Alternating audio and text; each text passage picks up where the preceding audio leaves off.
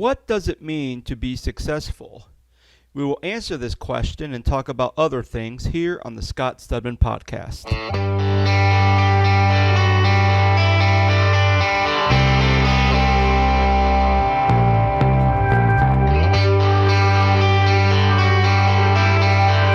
Hello and welcome to the Scott Stedman podcast. Today is Friday, May 9th, 2014. It has been a while since I have done a podcast, and usually Friday are my Film for Thought Fridays, but I just haven't had the time to watch any movies and to reflect on anything.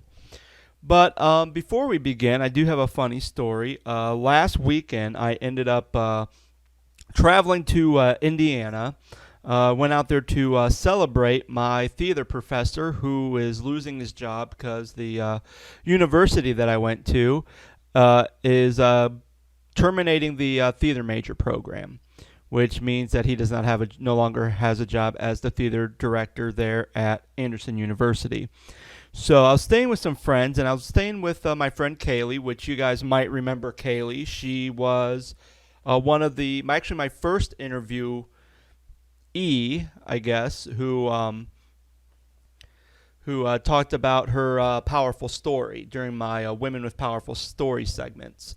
And we were talking, and she was saying how her aunt actually heard the podcast through XM radio. And I'm like, oh, that's weird. She goes, yeah, she was just driving, flipping through channels on XM radio, and she was talking about this woman who was talking about her miscarriages and how she got married in July and how her husband's name was Nick, and all of a sudden she's listening to this podcast and she's going, wait a minute, this is Kaylee.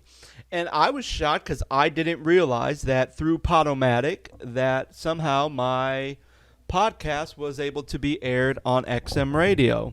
I'm sure I'll probably not see any royalties on that being broadcasted on XM radio, but that's okay. I usually don't do this for the money. I do this because it's fun to do, and if people are listening, then they must enjoy it as well. So again, thank you guys for listening, and a thank you XM Sirius Satellite Radio for just somehow getting a hold of that podcast. Odd. I don't know how it happened. But anyway, today we're going to talk about the idea of success. And what does it mean to be successful? You know, when we think about the idea of success, we usually think about someone who is high in the position in a company, like a CEO. Sometimes it usually is determined by money. You know, if you make six figures and everyone else under you is only making five figures, then, you know, you probably are successful. If you're an entrepreneur and you have a lot of different things that you do, that probably means that you're successful as well. So I'm thinking about this idea of success, and it's been an interesting idea that I've been thinking about as of late, because I've been thinking mainly because I had a performance review at one of the jobs I work at, and it's a job where I put a lot of effort into, and it's a lot of hard work, and sometimes I'll come home and I'll have to ice my knees because I'm usually moving and unloading trucks and moving on carts like hundreds and hundreds of pounds of merchandise. And I try to do it as fast as I can because, again, like once something gets filled up, I have to go move it out, put it into an aisle, basically take all the boxes off the flat that I have everything on, put it in its right location, and come back and do it all over again for about an hour. So in this hour, and I usually have about 4 different sections I have to do.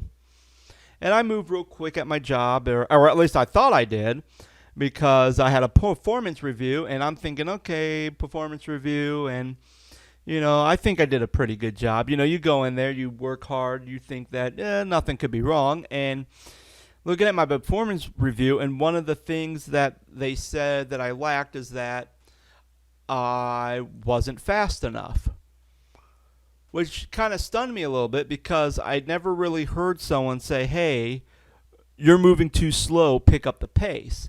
Maybe one time, which would have been back last year, I heard that compliment, but I only heard it once, and I thought I picked up my speed and hasn't been a problem since. Um, Apparently it was because I got a bad review. And I was just thinking about my life and how, for all these people always say, well, Scott, you're very successful. And I always kind of laugh and go, yeah, I'm successful because I work 3 part-time jobs. I am the king of success. But it's successful, but I think when people say that, I think they say it in a different way because they mean it in a way as, by my personality and by the way I treat people, the idea of worldly success and personal success are sometimes 2 different things. And to illustrate this point, there was a sermon I preached last week. I was doing a sermon series on the obscure stories of the Bible, which, if you don't know what the word obscure means, it basically means mysterious or unknown. And I started doing this series because I felt convicted about how people view Scripture. People read Scripture, they know the Bible, they know the stories, but when they come across certain things in Scriptures, either words or even stories in the Bible that are very hard to understand, or they're just very out there, or you kind of stumble across them, you don't really know how to make that a teachable moment. Again, if people believe that the Bible is our rule of faith or it is God-breathed, then how come when we come across these troubling scriptures, we either dismiss them, or we just kind of say, or we just take them out of context and we make some elaborate explanation that's not entirely true. So we're talking about Jonah, and Jonah's a very popular story. I'm sure those of you who are listening right now can probably tell me the story of Jonah. But usually when you tell me the story of Jonah, you only tell me about the first 3 chapters of Jonah. And the first 3 chapters of Jonah is basically God told Jonah to go to Nineveh. Jonah did not want to go to Nineveh, so he got on a boat, went to go to Tarsus.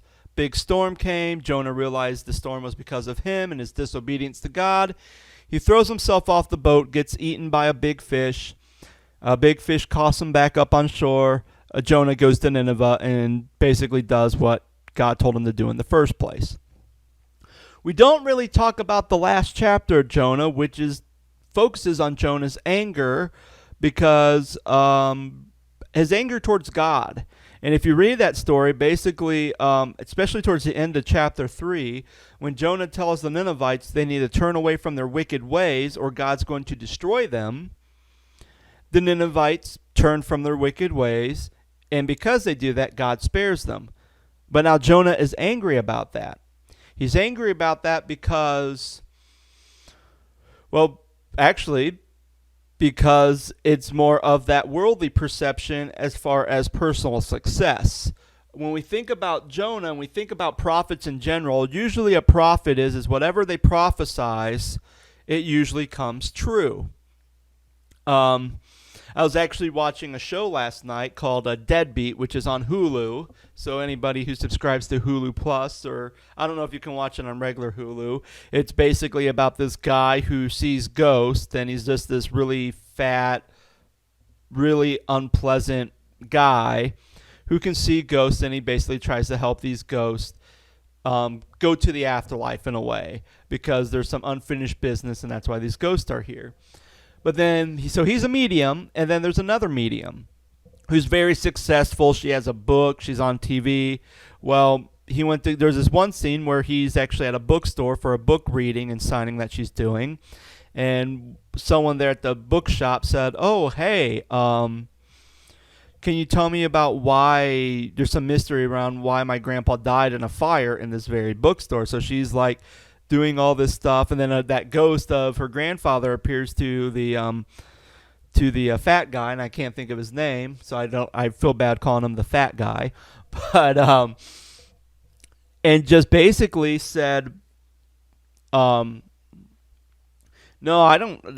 I just want to burn down this store to collect money so then I can pay my rent. So, and everything this high professional medium was saying was entirely untrue. So finally he tells the girl like, well, this is what your grandpa says, and he keeps looking and all that, and then finally the grandpa like whisk away. He finally has rest. He goes to the afterlife. Well, then this person for success like starts ridiculing him, saying, oh, and causes all this problems. And basically makes this, and she actually makes this big reaction, like, oh, she's having this moment, actually like pukes up blue slushy on somebody to say like, oh yeah, she had like this real medium experience, where she ended up being a phony. And that's kind of how it is with Jonah, because with a prophet, everything that they predict comes true. Well, Jonah predicted that Nineveh would be destroyed, and that's not going to pass. That's why he's angry, because basically his career as a prophet is tarnished. It's now over, according to worldly views. So that's why he's angry, and he's sitting on the mountain looking over Nineveh, waiting to see if God will actually fulfill his end of the bargain and destroy the citizens of Nineveh. So then God basically creates this vine and then kills this vine within like a day, and Jonah's all upset about that, and he basically says, why are you angry? You know, here, in a way, you've done a wonderful thing. People actually turned away, and Jonah's probably one of the few prophets in the Old Testament that told a group of people saying, hey, if you don't change your ways, God's going to destroy you or hand you over to your enemy, and they actually did it. I mean, you look at Isaiah and Jeremiah, some of like the big prophets, some of the major prophets, and especially Jeremiah, it's like all the time he kept telling them, hey, turn away from your ways, turn away from your wicked ways, and all they do is like, well, we're not going to listen to you.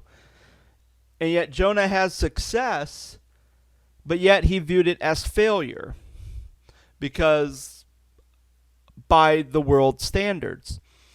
So sometimes when we think about success, we really need to think about what that really means. Is success that you have a nice house, or you have 10 kids, or you have a 6-figure salary?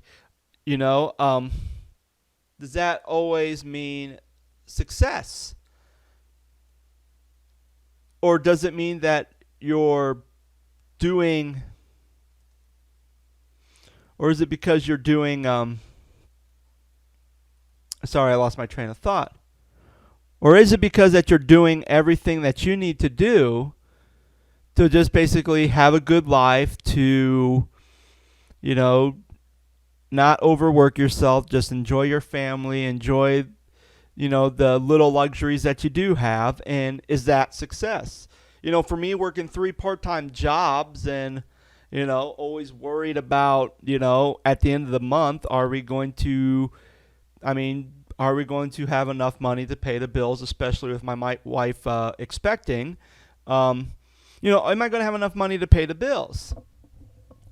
And yet, I feel like that my life is a lot easier, and I'm not going to say easier as in everything's a bud of roses and I have no stress and I have no worries, but I feel like I'm more at peace. I feel like if I did have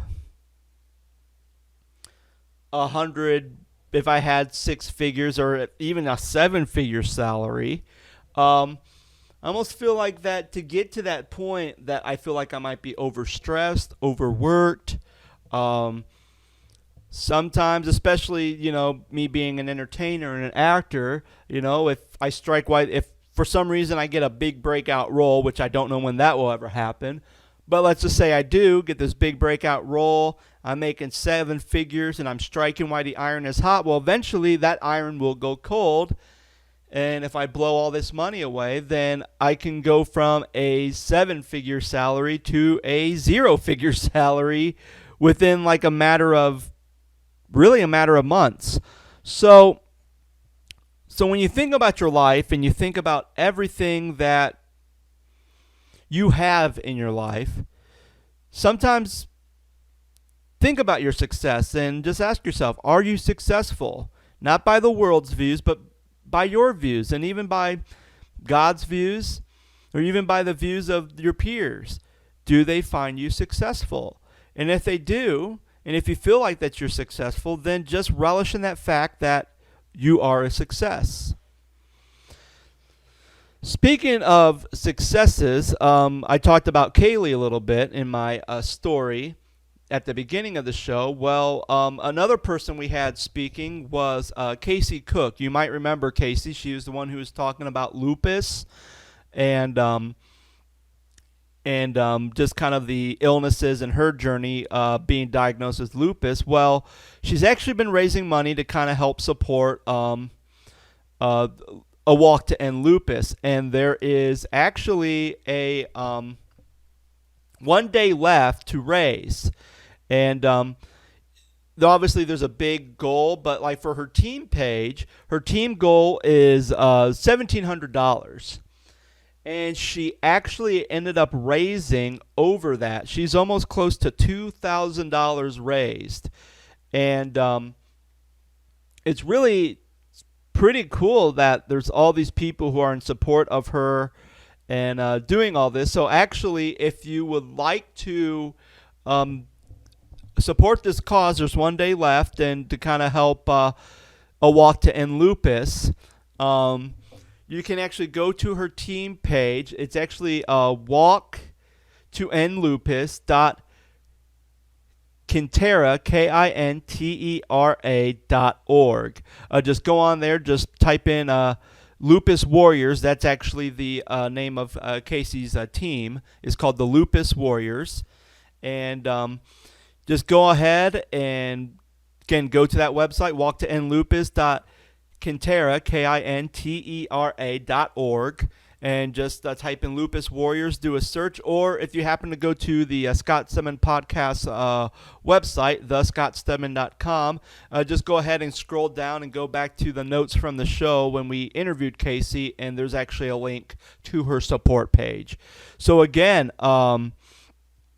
good job for Casey. I'd like to congratulate her for all her hard work to raise this money to end lupus. That's very exciting. And obviously, you know, for her just giving her story, giving her testimony, and just being passionate about something like to end lupus, you know, I find her to be a success, which, you know, most people would say, oh, you raised, you know, $500 or $50 for a cause. That's not much of a success, but hey, any cent, any dollar helps for any cause. So again, if you can, go ahead, join the team, and go ahead and support Casey in her mission to end lupus. All right. Well, that's about it for me. Hopefully you have enjoyed this podcast. Again, really, I don't have anything else to say. Maybe, again, thank you for listening. And if you happen to hear this on XM radio, thank you for listening as well, whoever you are. All right. Have a good day. Bye.